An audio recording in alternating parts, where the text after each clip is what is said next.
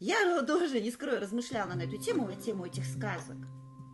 Как мне кажется, образ того же Емели, который лежал на печке, и в итоге, да, это у него там по щучьему велению, да, все желания исполнялись.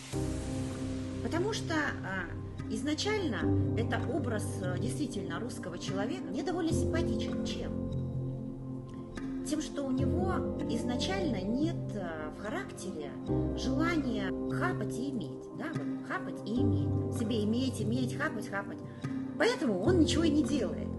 То есть, с точки зрения современного человека, кажется, что он просто лентяй и какой-то просто прожигатель жизни. Да. Но на самом деле получается, что это человек, который, скажем так, может обходиться малым. И он не настроен на то, чтобы все себе хапать и иметь.